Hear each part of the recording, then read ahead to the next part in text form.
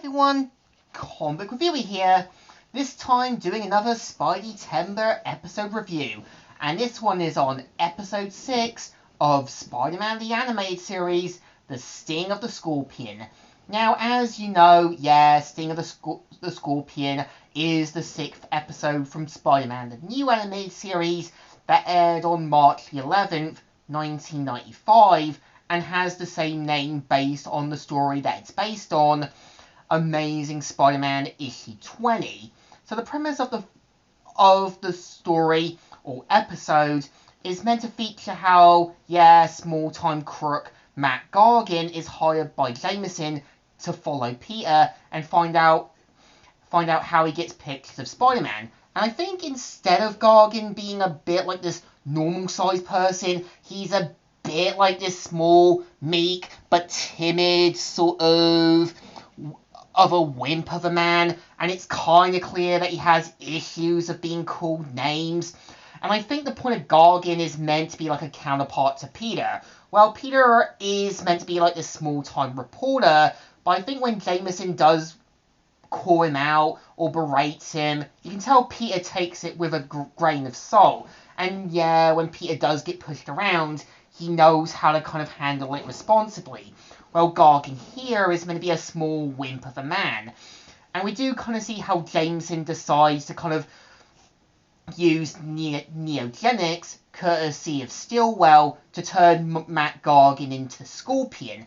And here, I think they do handle the episode well. Like, we do kind of see how at first Gargan seems normal, fine, and okay, but as soon as the mutation starts kicking in further, we see how Gargan's skin goes green, we see him growing fangs and claws, and it's sort of suggested throughout the episode that Gargan's mutation went further, but by the time he's shown in his next appearance, he reverted back to normal. So I do have a theory that his mutation probably either died down or just sort of settled in after his defeat.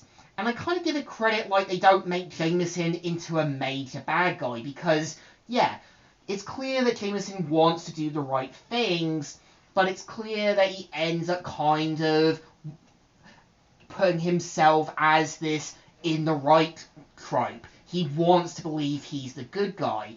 And we do kind of see how, they do give more backstories to Jameson's past and why he hates Spider-Man. I think it's not a bad idea, and it's also clear that Jameson does realize his mistakes in helping create the very thing he wanted to stop. And you can tell Jameson realizes that making Gargan into Scorpion was a major mistake.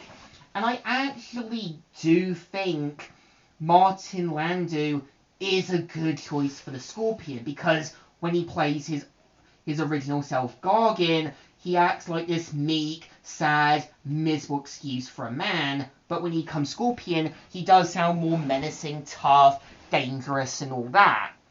And I think what's actually interesting is, the episode was also written by Martin Liesenberg, who also worked on Beast Machines, Transformers Animated, Ben 10, and Danny Phantom. And I know Robert N. Skier also helped work on X-Men, Gargoyles, Batman the Animated Series, Beast Machines, and Extreme Ghostbusters. You can really tell they wanted to humanize some of the characters. And I think that's the reason why Beast Machines did work in some format. You saw the characters come out of their comfort zone. You saw how some characters were either damaged, corrupted, or wanted to still try to do the right thing. And I think it's interesting from, the episodes that I've started to review on, they kind of make Peter a little bit of a playboy. Like, one moment he's hitting on Felicia, then it's Mary Jane, and then it's back to Felicia. I don't mind love triangles, but I think it's at least better than throwing in Gwen and MJ at the same time. And here, it's a bit more creative. Like, MJ's kind of that ideal person for Peter, but we see how Peter wants to know more about Felicia, and I kind of like the idea they kind of use Felicia more than Gwen Stacy. And I know the sort of writers said they didn't want to use Gwen due to the fact that she was just written to get killed off.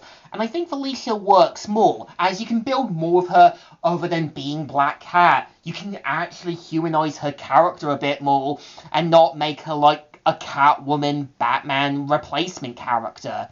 But I think the episode still deserves a thumbs up. Still good and still enjoyable.